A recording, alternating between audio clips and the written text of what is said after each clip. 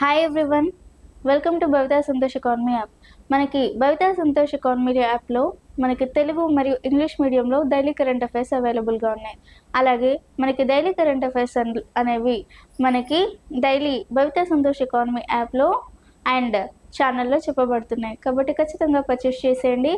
And daily current అఫైర్స్కి సంబంధించి PDF రూపంలో కూడా మనకి యాప్లో అవైలబుల్గా ఉన్నాయి. కాబట్టి పర్చేస్ చేసేయండి. మనకి జియోగ్రఫీకి సంబంధించిన మనకి పీడిఎఫ్స్ కూడా, అలాగే టెస్ట్ సిరీస్ కూడా మనకి భవితా సంతోష్ ఎకానమీ యాప్లో అవైలబుల్గా ఉన్నాయి. కాబట్టి ఖచ్చితంగా పర్చేస్ చేసేయండి.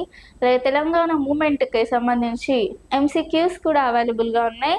ఆ ఎంసీక్యూస్ అనేవి భవితా సంతోష్ ఎకానమీ యాప్లో ఖచ్చితంగా పర్చేస్ చేసేయండి. అలాగే తెలంగాణ మూమెంట్కి సంబంధించిన అన్ని రకాల ఇన్ఫర్మేషన్స్ని కూడా మన భవితా సంతోష్ ఎకానమీ యాప్లో చెప్పబడుతున్నాయి. కాబట్టి ఖచ్చితంగా భవితా సంతోష్ ఎకానమీ యాప్ని పర్చేస్ చేసేయండి. అలాగే ఛానల్ని సబ్స్క్రైబ్ చేసుకోండి. అండ్ ఈరోజు మన ఛానల్లో కరెంట్ అఫైర్స్ గురించి మాట్లాడుకుందాం. దాంట్లో మొదటి topic mince emerging markets tracker. మరి మిన్స్ ఎమర్జింగ్ మార్కెట్స్ ట్రాకర్ అనేది ఈ నివేదిక అనేది మనకు ఎందుకోసం రిలీజ్ చేశారు అంటే, మనకి 12 ప్రధాన అభివృద్ధి చెందుతున్న దేశాల జాబితాలలో ఏ దేశం అనేది మనకి అగ్రస్థానంలో నిలిచింది అనే విషయంలో మనకి మిన్స్ ఎమర్జింగ్ మార్కెట్స్ ట్రాకర్ అనే నివేదికను విడుదల చేశారు. మరి ఈ నివేదికలో భాగంగా మనకి వియత్నాం అనేది అగ్రస్థానంలో నిలిచింది. ఏ నివేదిక ప్రకారం? మిన్స్ ఎమర్జింగ్ మార్కెట్స్ ట్రాకర్స్ నివేదిక ప్రకారం వియత్నాం మొదటి స్థానంలో నిలిచింది. మరి ఈ నివేదికలో భారత్ అనేది 5వ స్థానంలో నిలిచింది. మన భారతదేశం ఏ స్థానంలో నిలిచింది? 5వ స్థానంలో నిలిచింది. మరి మొదటి స్థానం వియత్నాం అనేది ఎందుకు మొదటి స్థానంలో నిలిచింది చూస్తే, వియత్నాం అనేది ఎగుమతుల్లో భారీ వృద్ధి 30% వరకు మరియు తయారీ రంగంలో వేగం అనేది అధికంగా ఉన్నందుకు మనకి వియత్నాం మొదటి స్థానంలో నిలిచింది. అంటే ఎగుమతుల్లో ఎక్కువ శాతం వృద్ధి చెందినందుకు మరియు తయారీ రంగంలో కూడా వేగంగా పనిచేస్తున్నందుకు గాను వియత్నాం మిన్స్ ఎమర్జింగ్ మార్కెట్స్ ట్రాకర్స్లో ముందు స్థానంలో ఉంది, లేదంటే అగ్రస్థానంలో ఉంది. మరి భారత్ అనేది 5వ స్థానంలో ఎందుకుంది అంటే, మనకి ప్రతిసారి నివేదికలో మొదటి స్థానంలో ఉండే భారత్ ఈసారి 5వ స్థానంలో ఎందుకుంది అంటే, మనకి భారత్ యొక్క రూపాయి విలువ తగ్గిపోయింది.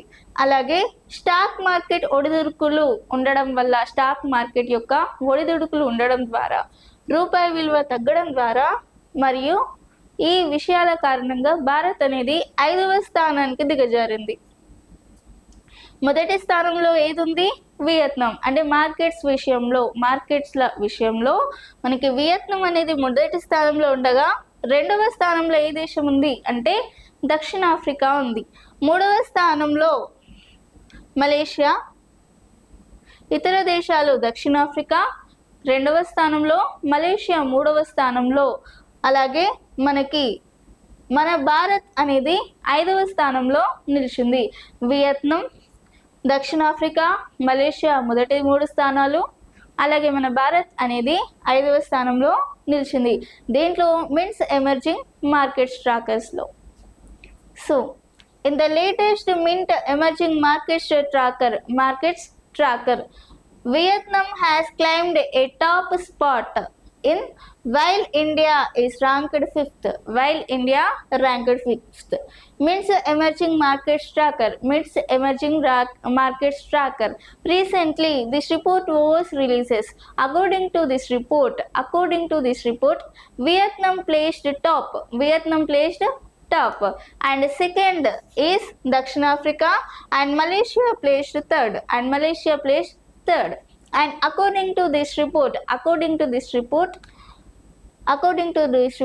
India placed 5th place in this Mint Emerging Market Tracker. So Vietnam placed top according to this report. Why? Because Vietnam exports or increases up to 30% in Vietnam, and in manufacturing sector is also developed. So in that case, Vietnam placed top in Mint's emerging markets tracker report. But India placed fifth. Why? Because the value of rupee. So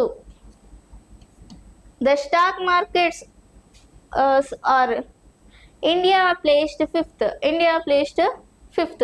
Because stock markets are why? Because of stock markets, and so this is about Mint's emerging market tracker.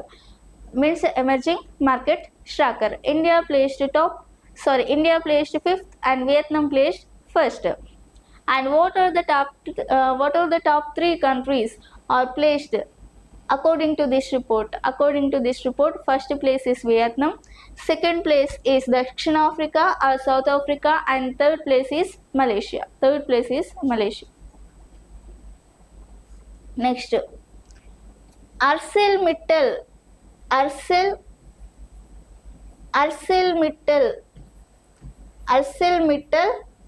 Nippon Steel. మరి ఇది ప్రపంచంలోనే అతిపెద్ద ఉక్కు తయారీ సంస్థ అర్సెల్ మరియు Mittal Nippon steel అనేది. మరి ఇది 2019లో ఎస్ఆర్ స్టీల్ కొనుగోలు చేయడం ద్వారా ఈ సంస్థ అనేది ఏర్పడిందంట. ఎప్పుడు?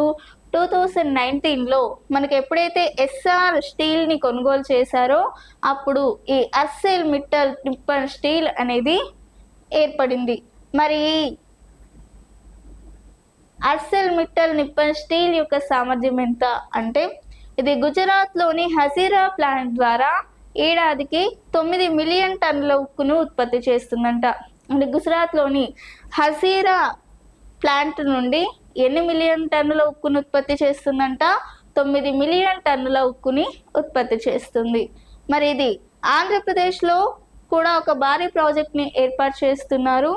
ఇందులో అనకాపల్లి జిల్లా నక్కపల్లి వద్ద 1.4 లక్షల కోట్లతో భారీ స్టీల్ ప్లాంట్ని ఏర్పాటు చేస్తున్నారు. దీని యొక్క భూమి పూజ అనేది మార్చ్ 23, 2026 నాడు జరగనుందంట. అంటే ఆంధ్రప్రదేశ్లో కూడా ఒక భారీ ప్రాజెక్ట్ని ఏర్పాటు చేస్తున్నారు. దాని భూమి పూజ ఎప్పుడు ఏర్పాటు చేస్తున్నారు, లేదంటే ఎప్పుడు ప్రారంభిస్తున్నారంట? మార్చ్ 23, 2026 నాడు. మరి అర్సెల్ మిట్టల్ నిప్పల్ స్టీల్ అనేది మనకి ప్రపంచంలోనే అతిపెద్ద ఉక్కు సంస్థ. దీని యొక్క సామర్థ్యం ఎంత? ఇది గుజరాత్లోని హజీరా ప్లాంట్ ద్వారా దాదాపుగా 9 మిలియన్ టన్నుల ఉక్కుని ఉత్పత్తి చేసే సామర్థ్యం ఉందంట. Arcelor Mittal Nippon steel. So Arcelor Mittal Nippon steel India's. So it is a joint venture between two of world's leading steel manufacturer and ArcelorMittal and Nippon Steel. So it was established in December 2019. It is a Nippon Steel is largest steel organization worldwide. So this ArcelorMittal Nippon Steel is the largest steel organization worldwide. The capacity of this ArcelorMittal Nippon Steel is produces 9 million tons per annum. 9 million tons per annum from Hazira plant in Gujarat.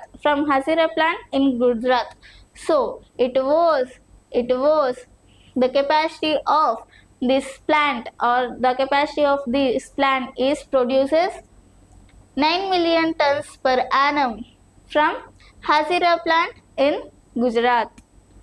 And this is about ArcelorMittal Nippon Steel. Next, Fiscal Health Index 2026. ఆ 23-24కి సంబంధించిన physical health index 2023-24. మరి నీతి ఆయోగ్ విడుదల చేసిన physical health index 23-24కి సంబంధించి సమాచారాన్ని చూద్దాం. మరి ఈ నివేదిక ప్రకారం 23-24 ఆర్థిక సంవత్సరానికి సంబంధించి రాష్ట్రాల ఆర్థిక స్థితిగతులు అనేవి ఏ విధంగా ఉన్నాయి చూస్తే, ఇందులో మొదటి స్థానం మనకి ఈ ఫిస్కల్ హెల్త్ ఇండెక్స్ 2023-24కి సంబంధించి మనకి మొదటి స్థానంలో ఏ రాష్ట్రం ఉంది అంటే ఒడిశా మొదటి స్థానంలో ఉంది. రెండవ స్థానంలో గోవా ఉంది. మూడవ స్థానంలో జార్ఖండ్. నాలుగవ స్థానంలో గుజరాత్. ఐదవ స్థానంలో మహారాష్ట్ర ఉంది. ఫిస్కల్ హెల్త్ ఇండెక్స్ 23-24లో మొదటి స్థానంలో ఏ రాష్ట్రం ఉంది? ఒడిశా. రెండవ స్థానంలో గోవా. మూడవ స్థానంలో జార్ఖండ్. నాలుగవ స్థానంలో గుజరాత్ మరియు ఐదవ స్థానంలో మహారాష్ట్ర ఉంది. మరి తెలంగాణ అనేది ఏ స్థానంలో ఉంది అంటే తెలంగాణ అనేది 7వ స్థానంలో నిలిచింది. Fiscal Health Index 23-24. So recently Fiscal Health Index 2023-2024 releases. So according to this report, Odisha placed top with a 73.1, maintaining its lead from the previous year due to controlled deficits and stable revenues. Odisha placed top with a 73.1, and second place Goa placed top with a score of 54.7, and third place Jharkhand placed third with a 50.5 score, and fourth place Gujarat placed fourth, and Maharashtra placed fifth, and Telangana placed seventh. And this is about Fiscal Health Index 23-24. Next Sheshnag 150 drone. మరి శేష్నాగ్ 150 అనేది భారతదేశానికి చెందిన ఒక new space research technologies అనే సంస్థ వారు అభివృద్ధి చేసిన ఒక అధునాతన డ్రోన్. ఇది ఎవరు అభివృద్ధి చేసిన డ్రోన్? ఈ శేష్నాగ్ 150 డ్రోన్ని భారతదేశానికి చెందిన new space research and technologies దీన్ని ఎవరు అభివృద్ధి చేశారు? New space research and technologies వారు ఈ శేష్నాగ్ 150 డ్రోన్ని అభివృద్ధి చేశారు. మరి ఈ డ్రోన్ ఏదైతే ఉందో ఇది స్వామ్ అటాక్ డ్రోన్. ఏం అటాక్ డ్రోన్? ఇది ఒక స్వామ్ అటాక్ డ్రోన్. మరి ఇది కామికేస్ లేదా ఆత్మాహుతి రకానికి చెందిన డ్రోన్. ఇది కామికేస్ లేదా ఆత్మాహుతి రకానికి చెందిన డ్రోన్ అంట. అంటే ఈ డ్రోన్ అనేది శత్రువుల యొక్క స్థావరాలను గుర్తించి అంతం చేయగలదు. మరి ఎన్ని కిలోమీటర్ల వేగంతో దూసుకెళ్ళి శత్రువుల స్థావరాలను అంతం చేస్తుంది అంటే దాదాపుగా 1000 కిలోమీటర్ల వరకు ప్రయాణించి శత్రువుల స్థావరాలను గుర్తించి వాటిని అంతం చేసే కెపాసిటీ ఉంది దీనికి శేష్నాగ్ 150 డ్రోన్కి. మరి ఈ డ్రోన్లో భాగంగా ఈ డ్రోన్ అనేది దాదాపుగా 5 గంటల కంటే ఎక్కువసేపు గాలిలోనే ఉండే సామర్థ్యం ఉంది. మరి 5 గంటల కంటే ఎక్కువసేపు గాలిలో ఉండి లక్ష్యం కోసం వేచి చూసి దాడి చేయగలదు. అంటే దాడి చేయగల కెపాసిటీ ఉంది. 5 కిలోమీటర్స్ వరకు గాలిలోనే ఉండే కెపాసిటీ ఉంది ఈ డ్రోన్కి. మరి ఈ డ్రోన్ ఏదైతే ఉందో ఇది సుమారు 150 కిలోల బరువు ఉండే ఈ డ్రోన్ 25 నుండి 40 కిలోమీటర్ల బరువు ఉన్న పేలుడు పదార్థాలను మోసుకెళ్ళగలదు. ఇది ఎన్నో కిలోమీటర్ల బరువు ఉందంట? దాదాపుగా 150 కిలోమీటర్ల బరువు అనేది ఉంది. మరి ఇది దాదాపు 25 నుండి 40 కిలోల బరువు గల పేలుడు సామర్థ్యాలను మోసుకెళ్లే సామర్థ్యాన్ని కలిగి ఉంది. ఇది Sheshnag 150 drone. Sheshnag 150 drone. So this Sheshnag 150 drone is developed by New Space Research and Technology. It was developed by New Space Research Technology. This Sheshnag 150 drone is kamikaze type drone. It is kamikaze type drone. So the capacity of the Sheshnag 150 drone carries 150 kgs. It carries 150 kgs.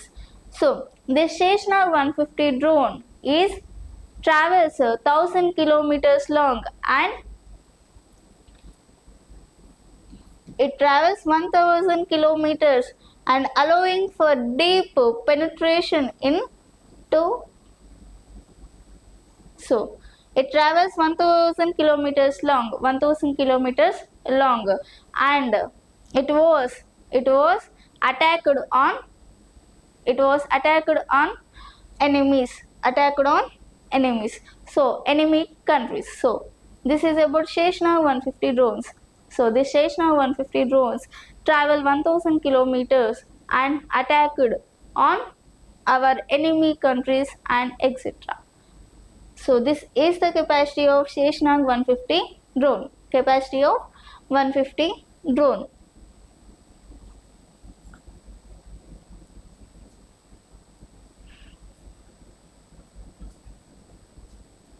Next Indian arcade festival 2026. మరి Indian arcade festival 2026 అనేది ఎప్పటి నుంచి ఎప్పటి వరకు నిర్వహించారు అంటే March 7 నుంచి March 10 వరకు ఈ ఆర్కేడ్ ఫెస్టివల్ని ఘనంగా నిర్వహించారు. మరి ఆర్కేడ్ ఫెస్టివల్ అనేది ఏ థీమ్తో నిర్వహించారు అంటే ఇది సౌందర్యం మరియు శ్రేయస్సు కోసం ఆర్కిడ్లు అనే థీమ్తో ఈ ఉత్సవాన్ని నిర్వహించారు. మరి ఉత్సవం అనేది ఏ వేదికలో నిర్వహించారు అంటే సిక్కింలోని పాక్యోంగ్లో ఉన్న ICAR national research for orchids అనే వేదికలో ఈ ఇండియన్ ఆర్కిడ్ ఫెస్టివల్ 2026ని నిర్వహించారు. మరి ఇందులో వందలాది రకాల ఆర్కిడ్ పూలను ఇందులో ప్రదర్శించారు. ఎన్ని రకాల పూలను ప్రదర్శించారు ఈ వేదికలో అంటే వందలాది రకాలకు చెందిన ఆర్కిడ్ పూలను ఇందులో ప్రదర్శించారంట. ముఖ్యంగా ఇందులో సింబీడియం రకం ఆర్కిడ్లు ప్రత్యేకంగా ఆకర్షణగా నిలిచాయంట. ఏ రకం పూలు ఇందులో ఆకర్షణగా నిలిచాయి? ఇందులో సింబీడియం రకానికి చెందిన ఆర్కిడ్లు అనేవి ప్రత్యేకంగా నిలిచాయంట. మరి ఇందులో ఈ సందర్భంగా సింకం మరియు శాంకాబరి వంటి 8 కొత్త రకాల ఆర్కిడ్లను ఇందులో విడుదల చేశారు. ఇందులో ఫోటోగ్రఫీ, బోన్సాయ్ మరియు వివిధ రకాల పూల అలంకరణలపై జాతీయ స్థాయి పోటీలను ఇందులో నిర్వహించారు. Indian orchid festival 2026. So the Indian Orchid Festival 2026 was held from March 7th to March 10, 2026. March 20, 2026.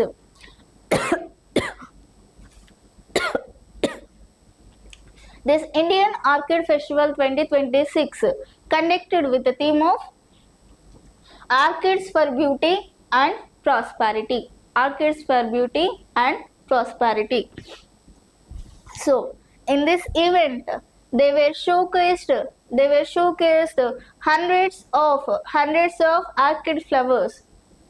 In this event they were showcased hundreds of orchid flowers, especially Cymbidium flowers are special attraction. Cymbidium flowers or Cymbidium orchid flowers are special attraction in this event. And in this event they were released special types or another types of Sinkum and Shankabari, like 8 new types of orchid flowers were released in this event. So in this event they were released like 8 types of new orchid flowers were released. So what are the types? One is Sinkum and Shankabari.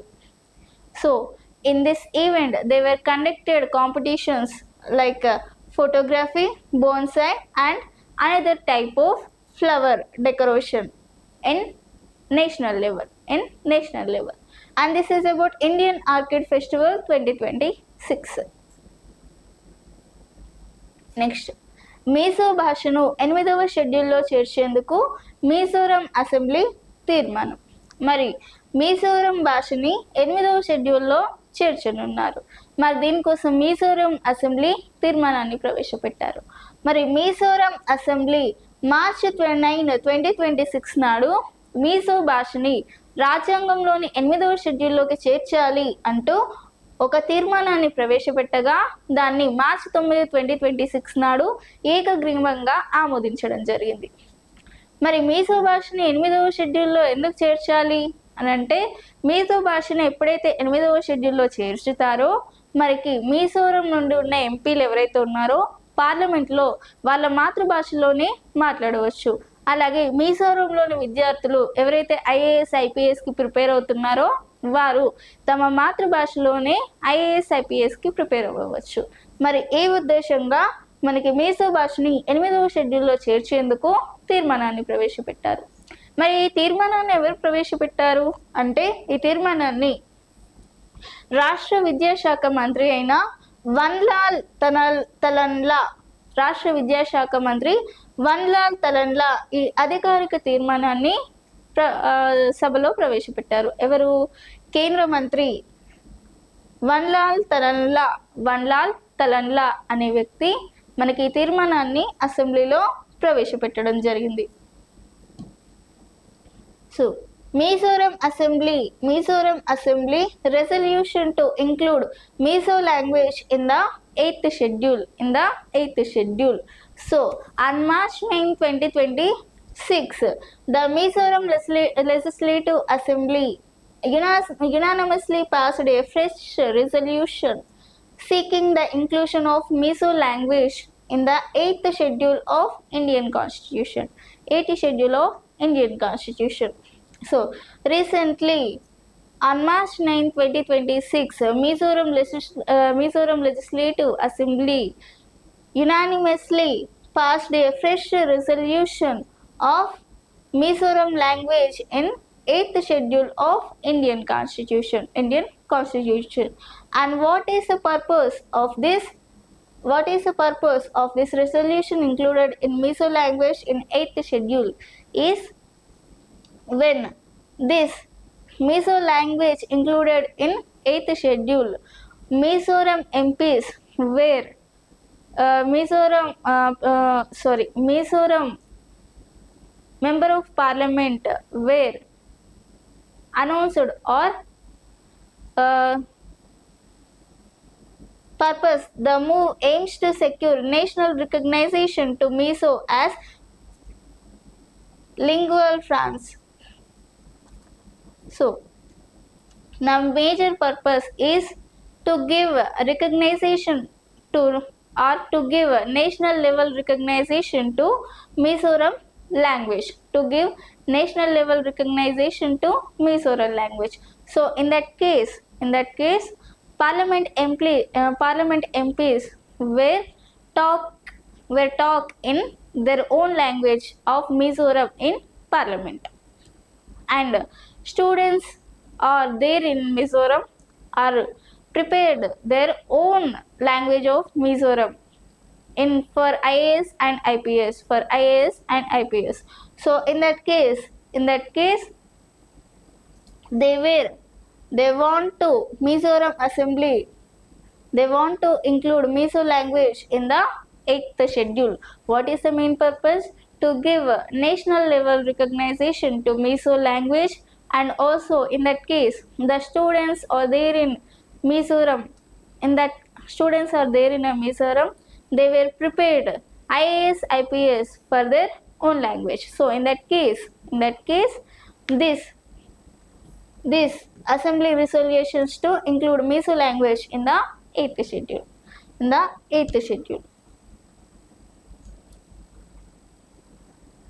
Next, India-Bangladesh friendship line. So Bharat Bangladesh friendship line గురించి ముఖ్యాంశాలు.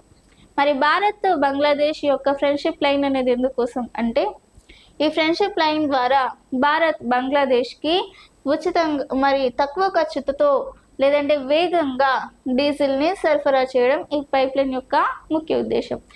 ఏమి ముఖ్య ఉద్దేశం అంట, India Bangladesh ఏదైతే ఉందో భారత్ బంగ్లాదేశ్ మధ్య ఈ పైప్ లైన్స్ ఏవైతే ఉన్నాయో ఆ పైప్ లైన్స్ అనేవి తక్కువ ఖర్చుతో మరియు వేగంగా భారత్ నుంచి బంగ్లాదేశ్కి డీజిల్ని సరఫరా చేసే ఉద్దేశంతో ప్రారంభించింది.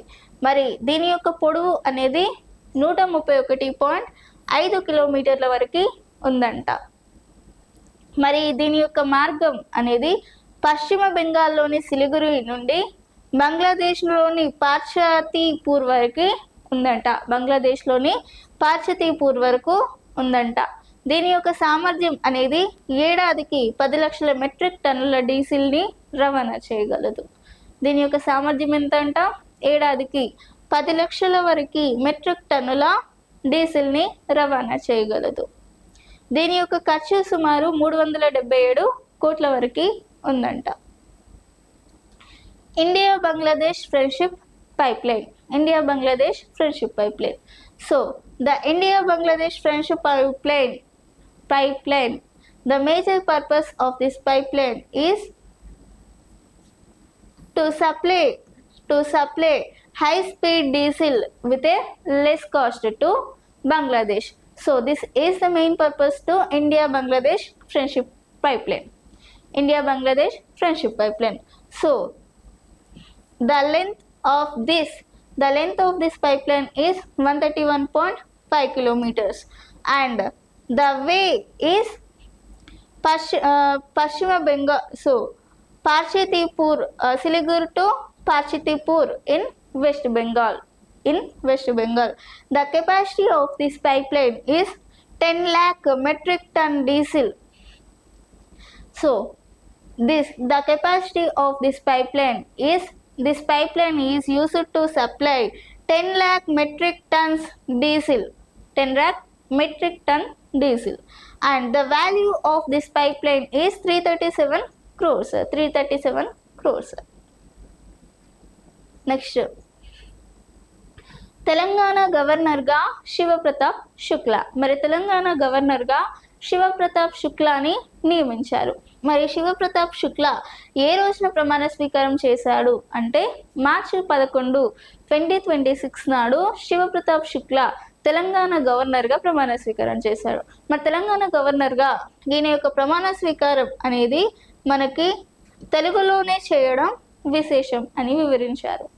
మరి ఈయన యొక్క ప్రమాణ స్వీకారం అనేది ఎవరి ప్లేస్లో జరిగింది అంటే మనకి అంతకుముందు ఉన్న తెలంగాణ గవర్నర్ జిష్ణుదేవ్ వర్మని మహారాష్ట్రకి బదిలీ అయిన సందర్భంలో ఆయన స్థానంలో మనకి శివప్రతాప్ శుక్లాని నియమించారు. మరి శివప్రతాప్ శుక్లా మార్చ్ 11, 2026 నాడు మాతృభాషలో లేదంటే తెలుగు భాషలో ఆయన ప్రమాణ స్వీకారం చేశారు. మరి ఈ ఈవెంట్కి ముఖ్య అతిథిగా ఎవరు ఇచ్చేశారు అంటే తెలంగాణ సీఎం రేవంత్ రెడ్డి మరియు మనకి ఉప ముఖ్యమంత్రి బట్టి విక్రమార్క, అలాగే మనకి కేంద్ర మంత్రి కూడా ఇందులో పాల్గొనడం జరిగింది. తెలంగాణ గవర్నర్గా Shiv Pratap Shukla. Shivaprataap Shukla was sworn in as a 5th governor of Telangana on March 11, 2026. So Shivaprataap Shukla sworn on March 5th, 2020. March 5th. Shivaprataap Shukla sworn on March 11, 2026 as 5th Telangana governor. So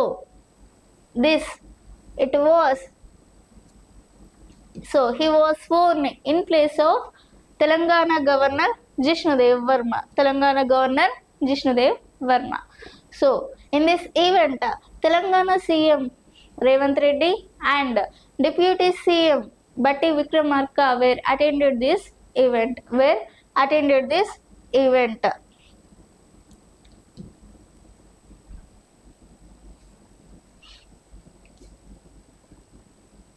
మరి ఇది ఈరోజు daily current అఫైర్స్కి సంబంధించి. మీకు ఇలాంటి topics ఇంకా కావాలి అనుకుంటే ఖచ్చితంగా భవితా సంతోష్ ఎకానమీ యాప్ని పర్చేస్ చేసేయండి. అలాగే ఛానల్ని సబ్స్క్రైబ్ చేసుకోండి. Thank you.